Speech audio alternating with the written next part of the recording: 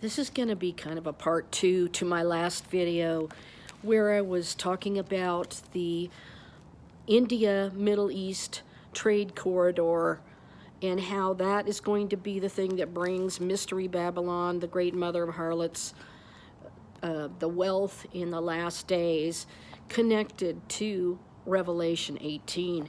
And I wanted to show you specific things that connect this to the temple in Jerusalem, because there's people that don't believe about Jerusalem being Mystery Babylon.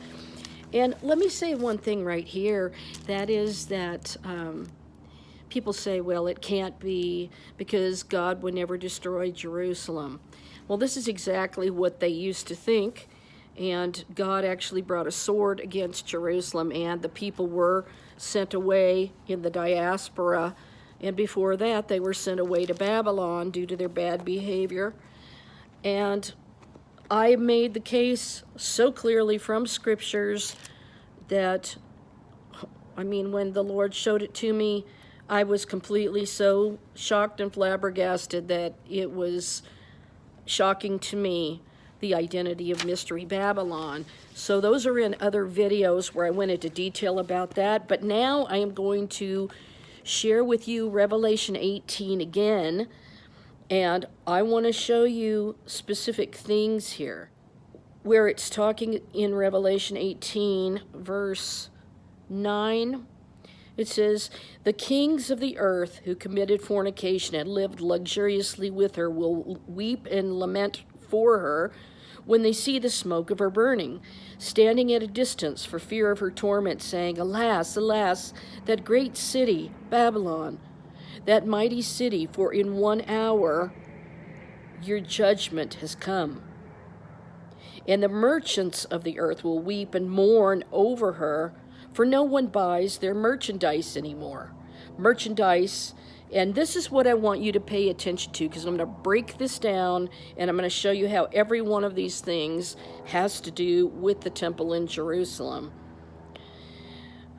Merchandise of gold and silver, precious stones and pearls, fine linen and purple, silk and scarlet, every kind of citron wood, and some say thynine wood, and every kind of object of ivory, every kind of object of most precious wood, bronze, iron, and marble, and cinnamon, and incense, fragrant oil and frankincense, wine and oil, fine flour and wheat, cattle and sheep, horses and chariots, and bodies and souls of men.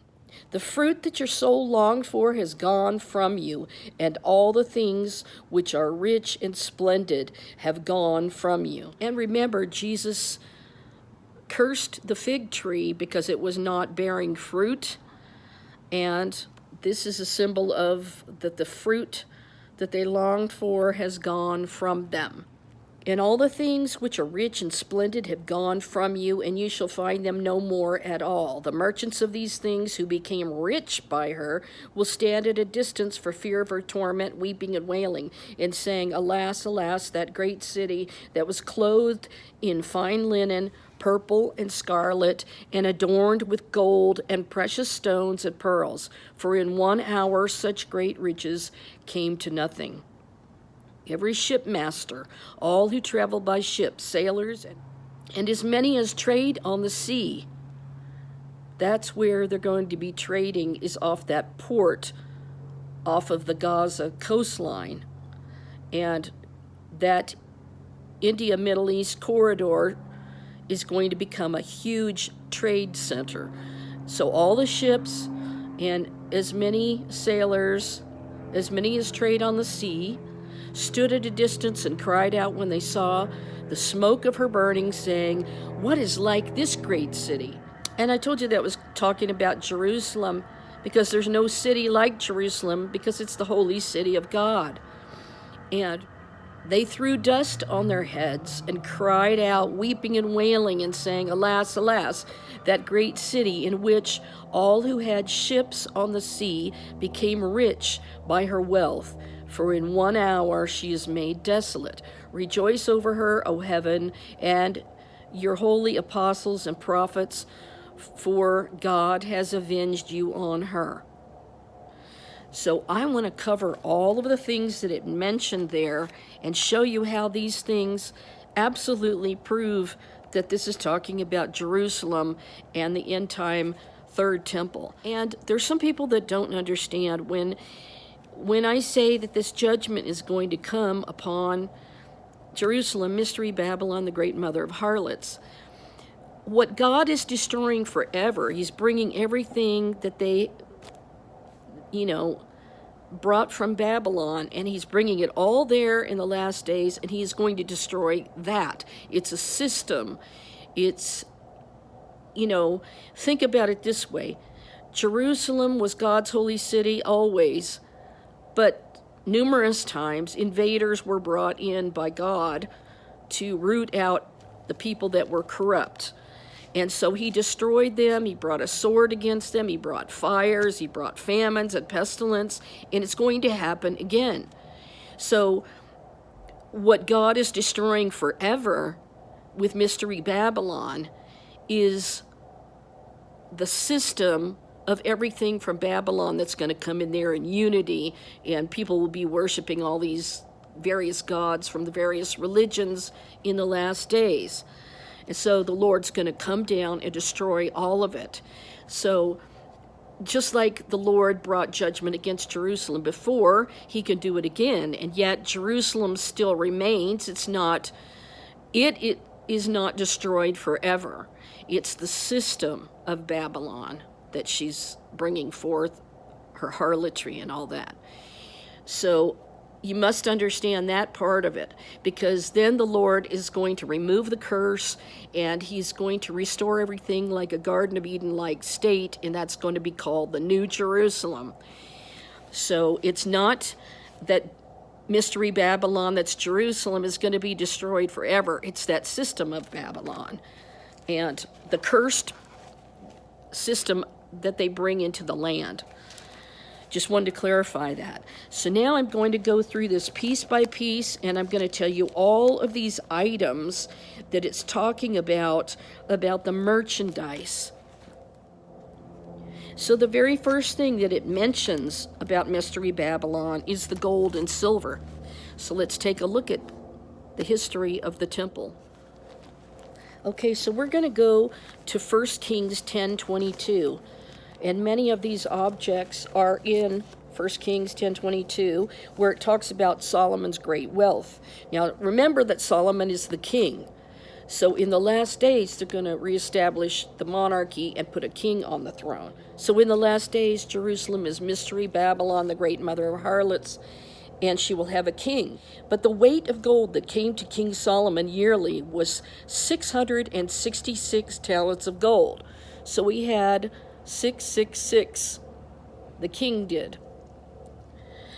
And the king that's coming, that the Sanhedrin picks, has the 666 with his name and his number and his title. And besides that, from the traveling merchants, so Revelation 18 told you about the merchants. Besides that, from the traveling merchants, from income of traders from all the kings of Arabia and from the governors of the country. And King Solomon made 200 large shields of hammered gold. 600 shekels of gold went into each shield. He also made 300 shields of hammered gold.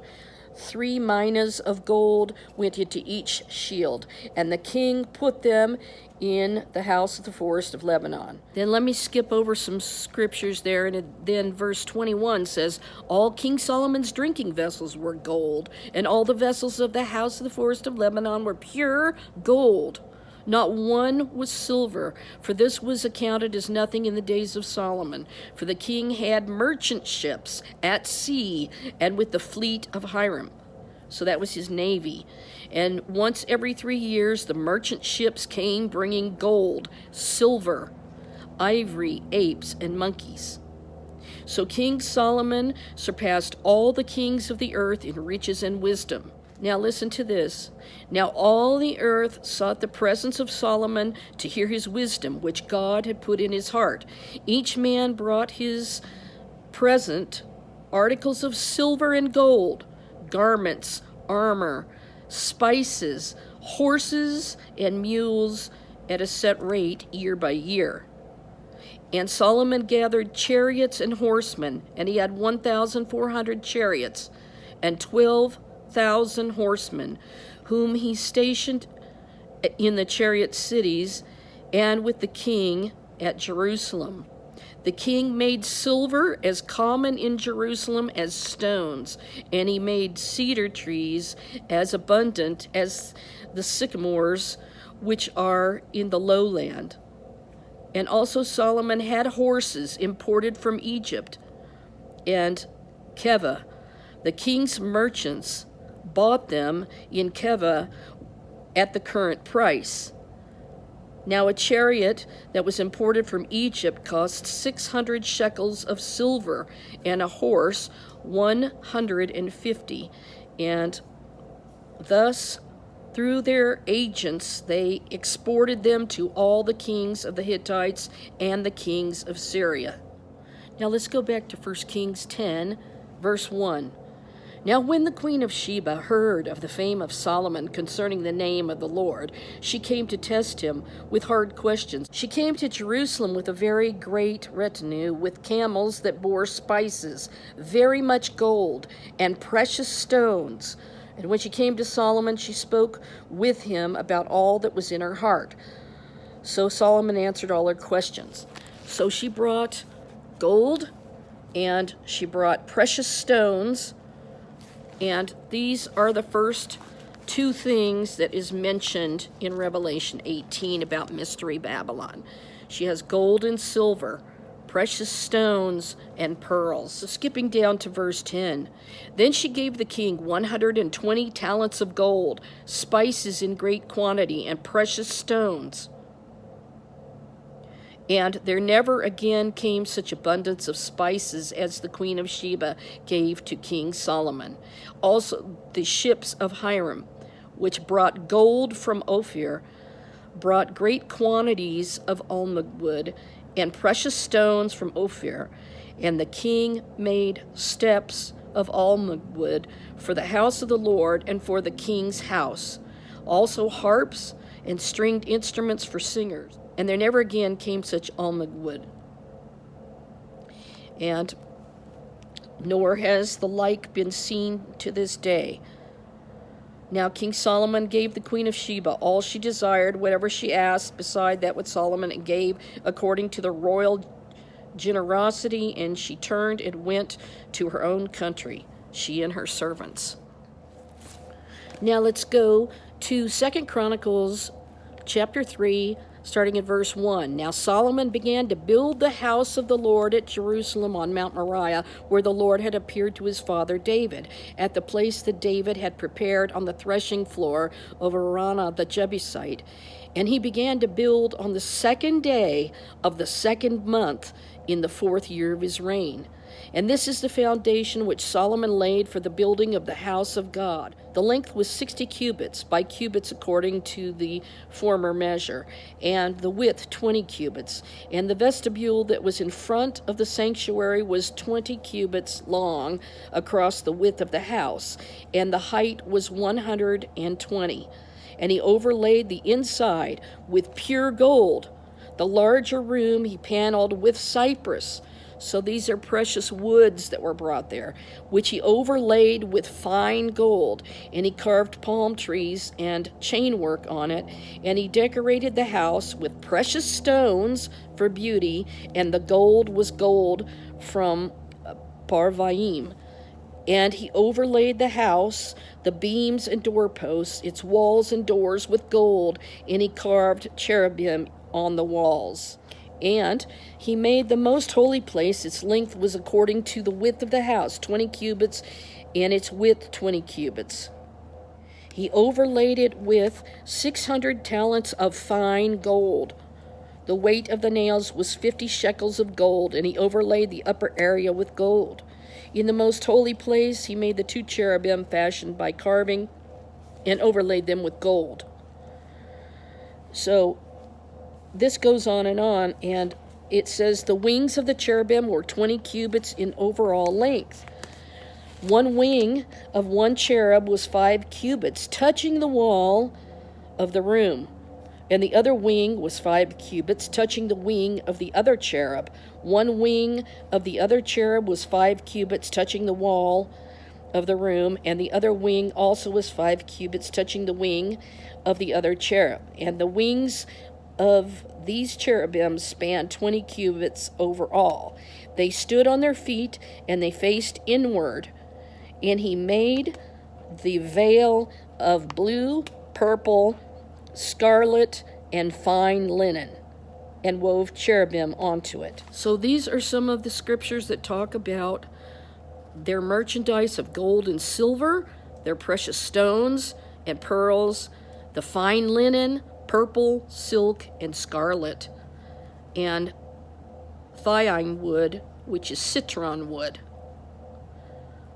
and ivory. So I'm going to give you some of these scriptures that talk about these particular items mentioned in the possession of Mystery Babylon, the great mother of harlots. Now listen to the judgment in Lamentations 4, starting in verse 1. Now this is talking about the gold and the precious stones. How the gold has become dim. How changed the fine gold. The precious stones of the sanctuary are scattered at the head of every street. The precious sons of Zion, valuable as fine gold, how they are regarded as clay pots, the work of the hands of the potter. And remember, the rabbi from the Sanhedrin told Adnan Akhtar the Turk that when they got all of these Arab nations together and they started building the temple together, that they would have delicacies as dust. And I just about fell over because it says here in Lamentations, those who ate delicacies are desolate in the streets. Those who are brought up in scarlet embrace ash heaps. So she's clothed in purple and scarlet, and right there it tells you that she was brought up in scarlet, and other places it says purple. Now listen, this is talking about the Messiah, and it says, your throne, O God, is forever and ever. A scepter of righteousness is the scepter of your kingdom. You love righteousness and hate wickedness. Therefore, God, your God, has anointed you with the oil of gladness more than your companions. All your garments are scented with myrrh and aloes and cassia. And out of the ivory palaces by which they have made you glad, kings' daughters are among your honorable women. At your right hand stands the queen in gold from Ophir. So that shows you that even the kingdom of heaven has all the gold. You know, it's got the streets of gold, and like it's so pure, it's like transparent glass. And this is talking about the garments and out of ivory palaces. So we know that Mystery Babylon, the great mother of harlots, has ivory. That's one of the things listed in Revelation 18. So we go here to 1 Kings chapter 10 again, verse 18. And it says, moreover, talking about King Solomon, the king made a great throne of ivory. Now this was at the temple in Jerusalem, and overlaid it with pure gold. The throne had 6 steps, and the top of the throne was round at the back. And there were armrests on either side of the place of the seat. And 2 lions stood beside the armrests. 12 lions stood there, one on each side of the 6 steps. Nothing like this had been made for any other kingdom. And it tells you there that the merchant ships brought not only gold, but silver and ivory.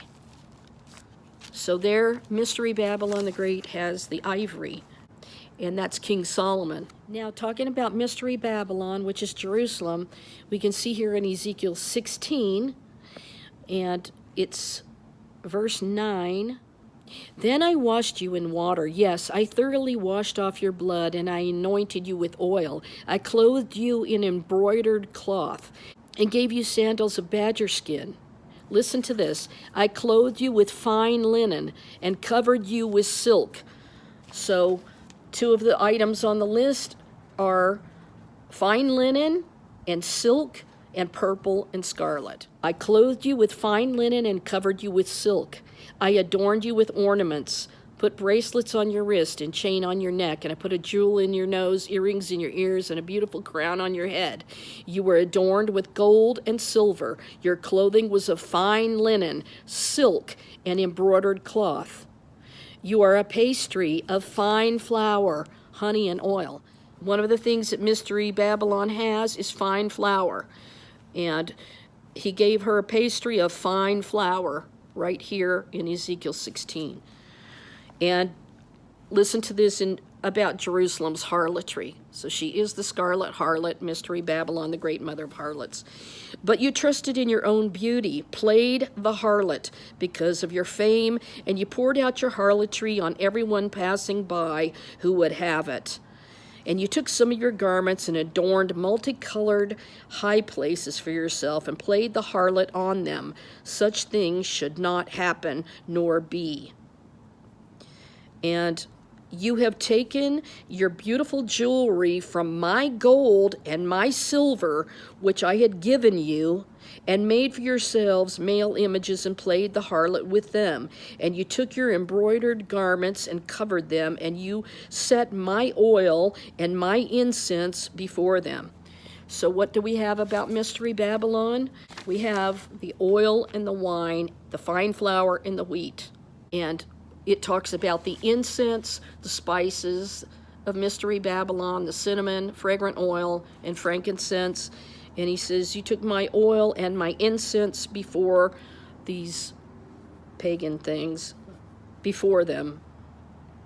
And my food, which I gave you, the pastry of fine flour, oil, and honey, which I fed you. And you set it before them as sweet incense, and so it was, says the Lord God. Right there identifies Jerusalem and her people and her ancient monarchy as Mystery Babylon, the great mother of harlots. Now here again we will see the oil and the wine and the fine flour. And this is 1 Chronicles 9, and I'm talking about verse 28. Now some of them were in charge of the serving vessels, for they brought them in and took them out by count. Some of them were appointed over the furnishings and over all the implements of the sanctuary and over the fine flour and the wine and the oil and the incense and the spices. All of those things of the temple are mentioned in Revelation 18 with Mystery Babylon. And some of the sons of priests made the ointment of the spices. Now remember, it also mentioned cattle and sheep and horses and chariots. And I read to you from 1 Kings 10, verse 26 through 28. Solomon had accumulated chariots and horses. Solomon's horses were imported from Egypt, which I read, and from Kivar. The royal merchants purchased them from Kivar at the current price. And they imported a chariot from Egypt for 600 shekels of silver and a horse for 150. I already read you that verse. And so they exported them to all the kings of the Hittites. And then it's talking about bodies and souls of men. So let's look at that. So now when it talks about Mystery Babylon and slaves, which is forced labor, this is 1 Kings 5, verse 13. Then King Solomon raised up forced labor out of all of Israel, and the forced labor was 30,000 men, and he sent them to Lebanon, 10,000 a month in shifts, and they were 1 month in Lebanon and 2 months at home. Adoniram was in charge of the forced labor. Solomon had 70,000 who carried burdens, and 80,000 who quarried stone in the mountains, besides 3,300 from the chiefs of Solomon's deputies who supervised the people who labored in the work. And the king commanded them to quarry large stones, costly stones, and hewn stones to lay the foundation of the temple. So Solomon's builders, Hiram's builders, and the Gebalites quarried them, and they prepared timber and stones to build the temple. Now, what about Mystery Babylon and the souls of men? Because it says she killed the saints and her prophets. But if we go to Matthew 23, he says, "Woe to the scribes and Pharisees. But woe to you, scribes and Pharisees, hypocrites, for you shut up the kingdom of heaven against men. For you neither go in yourselves, nor do you allow those who are entering to go in. Woe to you, scribes and Pharisees, hypocrites, for you devour widows' houses for a pretense and make long prayers. Therefore you will receive greater condemnation. Woe to you, scribes and Pharisees, hypocrites, for you travel land and sea to win one proselyte, and when he is won, you make him twice as much a son of hell as yourselves." So, souls of men, Mystery Babylon, that is talking about the Sanhedrin in particular. So we also see that Solomon the king had precious woods, that he had the harps made out of the wood, and it mentions the craftsman in Kings 10:12. And I told you that the Shephelah was the place of the craftsman, and it said that no craftsman would ever be heard in her again, or, seen in her again. And by her sorceries all nations were deceived. It's either talking about the nations or Israel. So if it's saying that all the nations were deceived by her, it's talking about Israel. Remember that Mystery Babylon has thioine wood, which is citron wood. And it's scented wood, and it's used to make furniture. So they had the silver, bronze, iron, purple, the oil and wine, and the wood of cypress. Now the citron wood. Now it's interesting because the fruit that they use at Sukkot is called a citron. It's not the same plant as the citron wood, but the citron fruit is in Hebrew etrog. So they hold the etrog like it's like a giant lemon, and then they hold the lulav in the other hand. Now, the last things that I want to mention here, which I'm trying to get to before it gets too dark, but it mentions Mystery Babylon having bronze, iron, and marble. The second temple in Jerusalem was decorated with marble, limestone, and other stones. The Temple Mount Sifting Project found marble shards, 600 color stones, many marble fragments, and they were cut into geometric shapes such as squares, triangles, and stars. Tiles were imported from Rome, Asia Minor, Tunisia, and Egypt. Well, of course, Italy has the best marble. So if you have marble in Jerusalem, like the slab that is in the Holy Sepulchre, that is like from Italy. Now, iron is another one of the elements of Mystery Babylon. Iron shovels were used in the Second Temple period, but the use of iron was prohibited for building the temple. And if we go to 1 Chronicles 22:3, listen to what we have there. So Mystery Babylon has iron. Now listen to this. In 1 Chronicles 22, it's talking about David prepares to build the temple.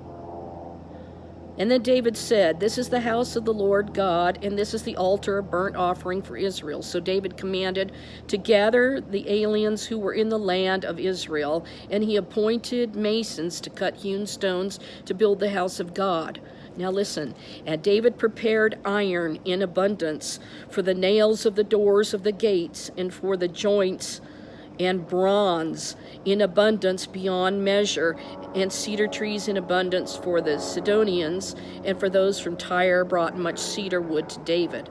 So there we see that the iron was used in abundance by King David. Mystery Babylon has the iron and the bronze. Now we see the bronze of Mystery Babylon here in 2 Kings 25, and starting in verse 11, then Nebuzaradan, the captain of the guard, carried away captive the rest of the people who remained in the city, and the defectors who had deserted to the king of Babylon with the rest of the multitude. But the captain of the guard left some of the poor of the land as vine dressers and farmers. The bronze pillars that were in the house of the Lord, and the carts and the bronze sea that were in the house of the Lord, the Chaldeans broke in pieces and carried their bronze to Babylon. And they also took away the pots and the shovels, the trimmers and the spoons, and all the bronze utensils which the priests ministered. The fire pans and the basins, the things of solid gold and solid silver, the captain of the guard took away. The two pillars, one sea, and the carts which Solomon had made for the house of the Lord. The bronze of all these articles was beyond measure. They also had the bronze lavers. So everything mentioned about Mystery Babylon, I have just given you scriptures, and there's many more scriptures, but I have to try to cut the video short here. And we had gold, silver, precious stones, pearls, fine linen, purple, silk, scarlet, thine or citron wood, which is scented wood, ivory, bronze, iron, marble, harpists, flutists, and trumpeters, harps, craftsmen, the sound of a millstone, which grinds the olive oil, and their light of a lamp will shine no more because everything's going to come to a halt.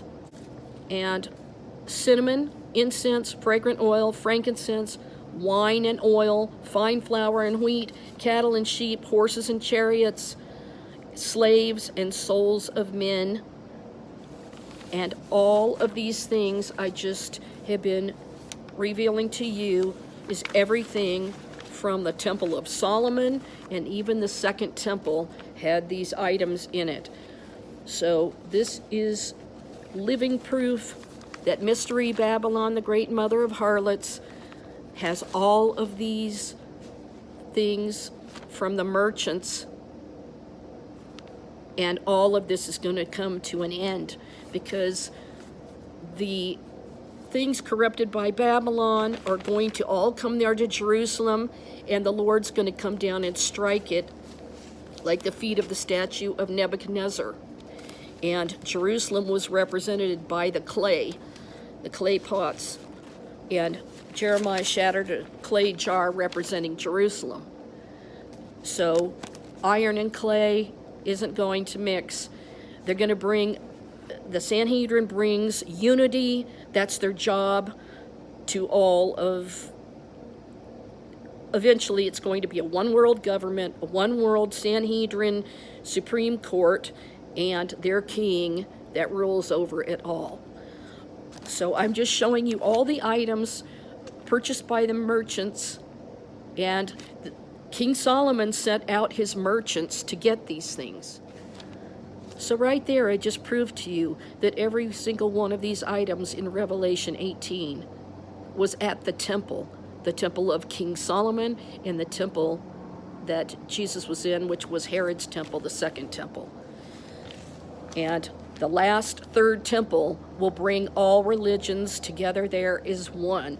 So everything from Babylon will be destroyed, and God is going to restore Jerusalem to a glorified type state. So no, Jerusalem is not going to be annihilated, but judgment is going to come there because of her identity as the one who played the scarlet harlot against him. So I'm going to close this out now, and I hope this will bless you. I hope that you'll give an algorithms like and subscribe to my channel, and please support my work. So anyway, thank you so much, and I hope that this helps to convince you that what I've been saying is the truth. Shalom for now. See you in the next video. Have a good night.